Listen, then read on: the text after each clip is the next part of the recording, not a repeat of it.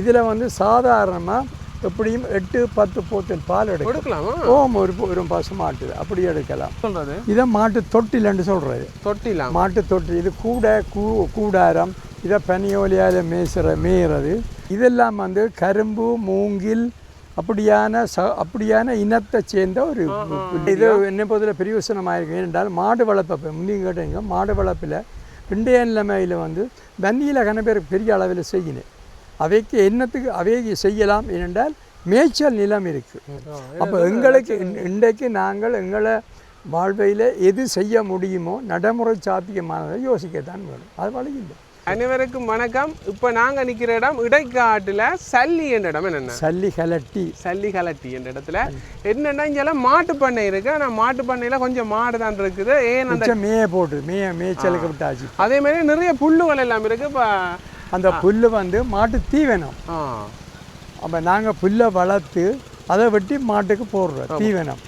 அதை வந்து நெல் வைக்கோல் அது இல்லா நேரங்கம் வைக்கலும் எடுத்து போடுங்க. இது என்ன வேற ஒரு தாவரம் வச்சுக்கிறேன்? இல்லை இதுவும் ஏதோ ஒரு தோட்டத்தில் வெட்டி கொண்டு வந்தார் சணலோ ஏதோ உண்டு.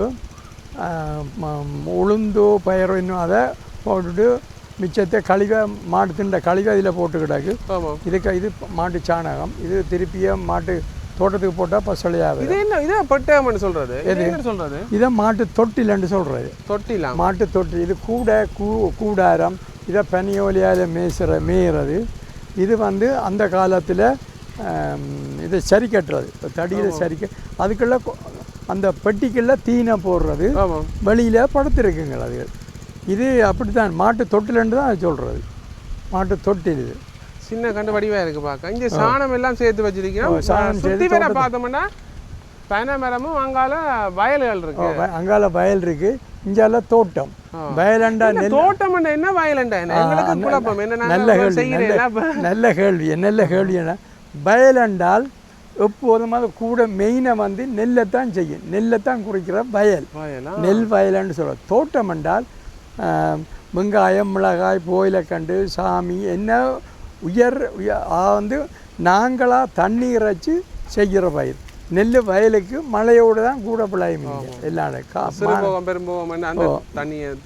இங்கே பாருங்க, இது பனை மட்டை கிடக்கு. ஏன் இதில் தனியாக மட்டை கிடக்குன்றால் பனையிலேருந்து இப்படி ஓலியாக வெட்டி கொண்டு அந்த ஓலியை மாட்டுக்கு தொளிச்சு துண்டாக போட்டு அடியை அந்த பனி ஓலியை தின்னும். இது தொட்டி வந்து அப்படியே தண்ணியை மாட்டை வந்தோடனே தண்ணி குடிக்க விடுறது தொட்டி. இது இதுக்கெல்லாம் தண்ணி எங்கே எடுக்கணும்? தண்ணி இறைச்சி கொண்டிருக்குது. தண்ணி பிரச்சனை கிடையாது இங்கே. இந்த புல்லு என்ன புல்லு? இதை சொல்கிற CO3 அண்டு. இது வந்து விவசாய திணைக்காலத்தால் ரெக்கமெண்ட் பண்ணப்பட்ட புல்லு. மிகவும் அது குயிக்காக வளரும். அதே நேரத்தில் மாட்டுக்கு சத்து, புரோட்டீன், பால் உற்பத்திக்கெல்லாம் கூடின இயற்கையாகவே போட்டு விட்டா சரி. இதெல்லாம் வந்து கரும்பு, மூங்கில் அப்படியான இனத்தை சேர்ந்த ஒரு புல்லு. அதுன்ற இதை வெட்டி விட தன்னை வெள்ள திருப்பி தழைக்கும். இதை 2 கிழமைக்கு ஒருக்கா திருப்பி நாங்கள் வெட்டலாம். ஆனால் இறைக்க வேணும்.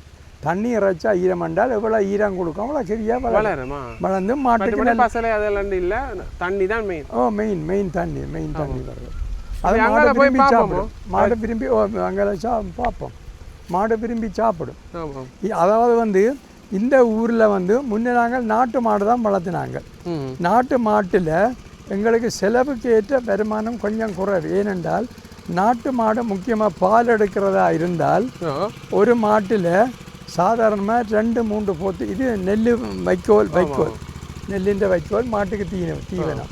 அப்போ இப்போ மாட்டுக்கும் இதுக்கு சொல்லுங்க வித்தியாசம் சொன்னீங்க. அந்த எதுக்கு ஊர் மாடு பால்? ஊர் மாடில் வந்து அது இயற்கையான மாடு தான் அதில். ஆனால் எங்களுக்கு நாங்கள் செலவுக்கு ஏற்ற அளவு பால் குறைவதால் இது வந்து ஹைப்ரிட் வெரைட்டிகள் உயர் விலை பாருங்க. அதை விட இது வித்தியாசம் பார்க்க தெரியும். இதில் பால் கூடும்.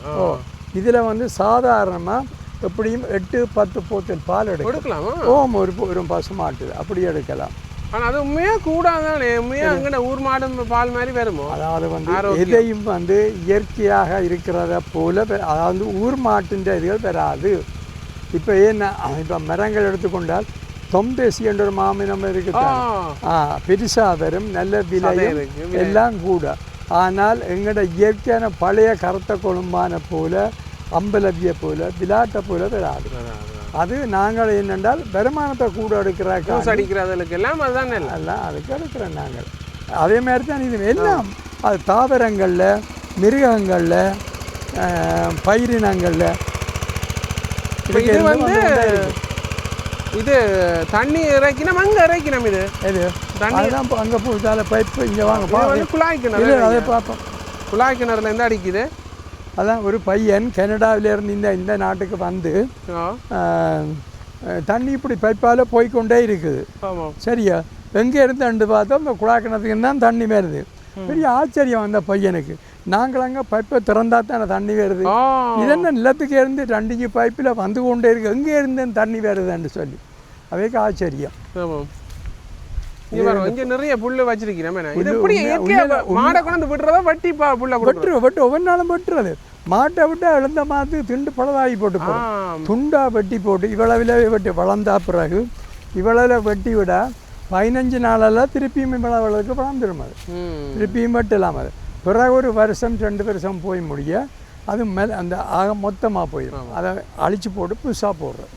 இங்கே பார்க்க அங்கே ஒரு கிணறு இருக்குடாங்க. இந்த அளவுக்கு இதுலேயே ஒரு கிணறு இருக்கு. 2 கிணறு இருக்கு. அந்த கிணத்துல தண்ணி ஊற்று காணாது. அதால அந்த குழாய் கிணறுல தண்ணி கூட ஃப்ளோ. தண்ணி பம்ப் தொடர்ந்து இறைச்சி கொண்டே இருக்கு. இப்போ நீங்கள் மாட்டு வளர்ப்பு உங்களுக்கும் ஒரு அனுபவம் இருக்குது தானே? நீங்கள் வவுனியாவிலேருந்து வளர்த்துறீங்க. அதை பற்றி என்ன புதாக்களுக்கு சொல்ல வாரீங்க? அதாவது வந்து எங்களோட வாழ்க்கையில் எல்லாருக்குமே பணம் தேவை. அப்போ எங்களோட பணத்தை எடுக்கிறதுக்கு என்ன மாதிரி ஏனென்றால் போட்டி வாழ்க்கை என்றால் ஒரு போட்டி தான். என்ன இதை சொல்லுவாங்க என்ன சவால் சில சவால் நாளுக்கான வாழ்க்கை செலவு கூடிக்கொண்டு போகுது. அது எல்லாருக்கும் தான். முன்னே வந்து நான் சின்ன பையனாக இருக்கேன், நான் தோட்டம் தான், அவர் தோட்டக்காரன். அப்போ எங்களுக்கு ஒரு நாளைக்கு கூலி வந்து ஒரு 10 ரூபா 15 ரூபா இருக்கும். இப்போ எத்தனை மடங்கு அந்த எல்லாமே 4000 ரூபாய்க்கும் பிடிக்கல, நினைச்சு பார்க்க முடியாது. அப்போ என்ன செய்யலாம், இதுக்கு என்ன இது இந்த பிரச்சனை தப்புறாக்க என்ன வழி?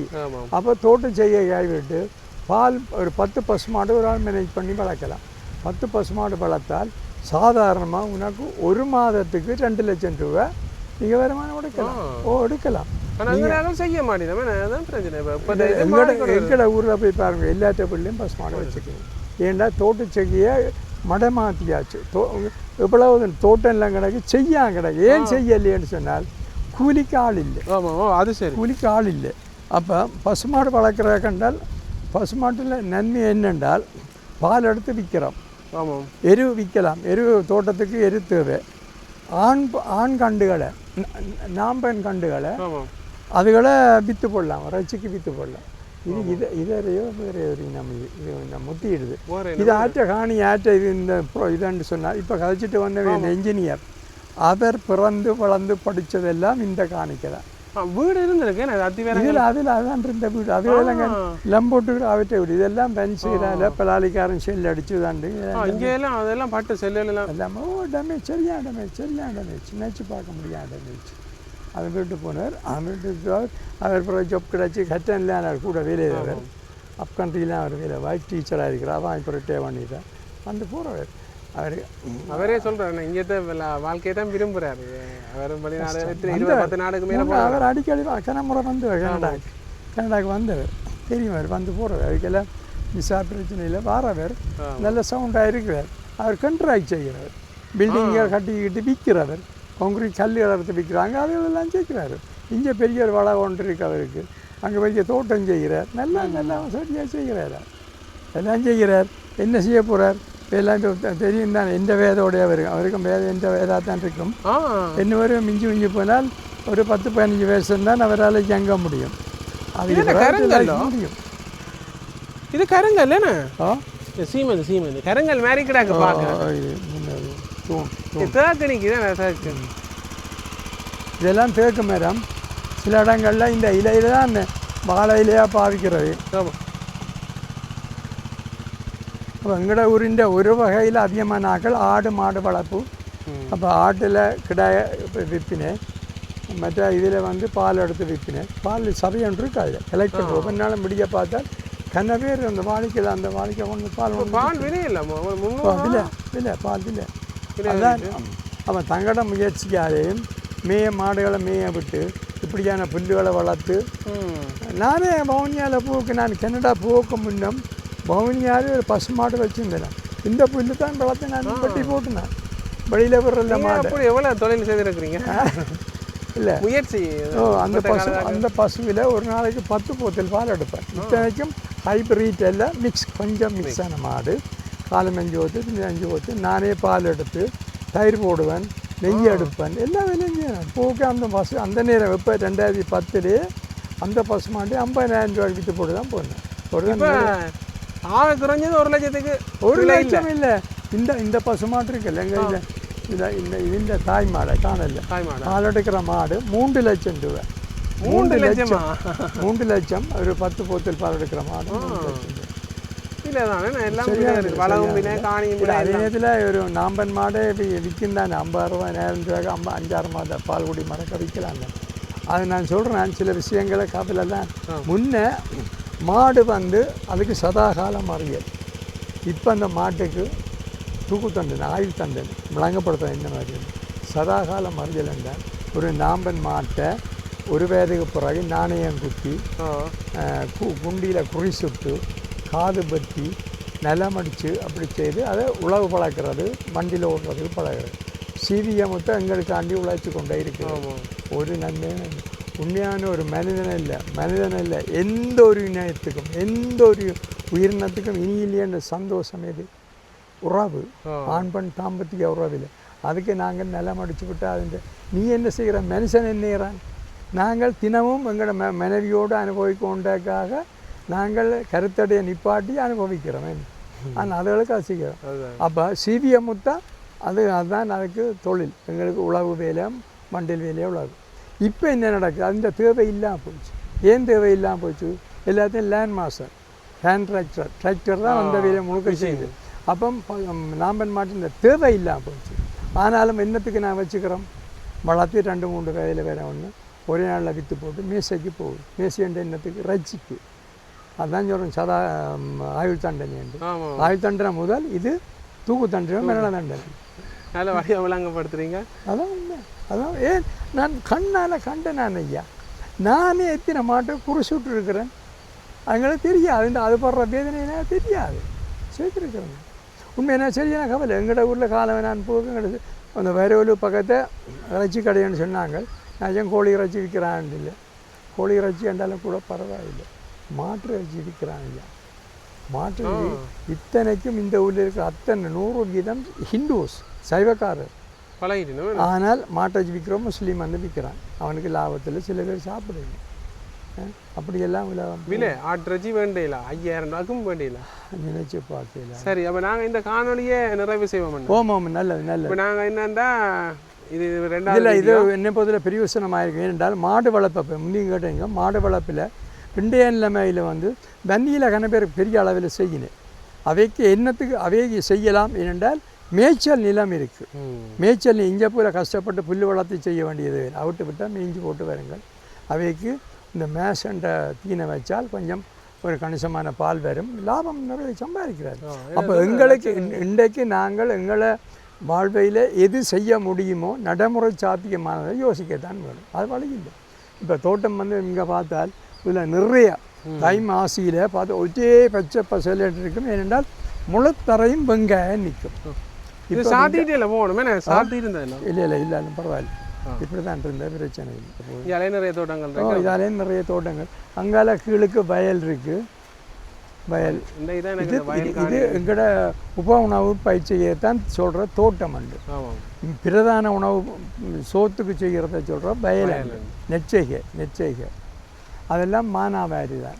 இதெல்லாம் எங்கட நிலங்கள் தான். இதெல்லாம் எங்கட தோட்டம் இல்லைங்க. இந்த வீடியோ பிடிச்சிருந்தா மறக்காமல் லைக் பண்ணுங்க, சப்ஸ்கிரைப் பண்ணுங்க. அண்ணாவை கனடாவில் சந்திக்கிறாங்க. இப்போ இந்த காணொலி எடுத்து நானும் கொஞ்ச நாள் இந்த யூடியூப் செய்தேன். சில வசதியினங்களால் செய்ய முடியலை. துவங்குவாங்க எங்கள்ட எண்டுன்னா ஒரு நாள் சுதர்சனம் மறக்க முடியாது. சுதர்சனம் வந்து நான் துவக்கி விட்டதை பற்றி பிரச்சனையாகி டெக்னிக்கல் பிரச்சனையாகி என்னுடைய அனுபவங்களை தான் நான் கூட பகிர்ந்து கொள்றேன். நிறைய பேர் இப்போ நாங்கள் கனடா வந்து உங்களோட காணொலியை விரும்பி இருந்தேன். சரி நாங்கள் இதை நிறைவு செய்வோம். ரைட். இந்த வீடியோ பிடிச்சிருந்தா மறக்காமல் லைக் பண்ணுங்க, கமெண்ட் பண்ணுங்க, சப்ஸ்கிரைப் பண்ணுங்க, வேறு யாருக்கும் ஷேர் பண்ணி விடுங்க இந்த மாடு வளர்ப்பு அதில் பற்றி. நன்றி, வணக்கம். வாழ்வோம், வாழ விடுவோம், அதுதான் முக்கியம். நாங்களும் வாழணும், மற்றவர்களும் வாழ வேண்டும். நன்றி, அனைவருக்கும் நன்றி.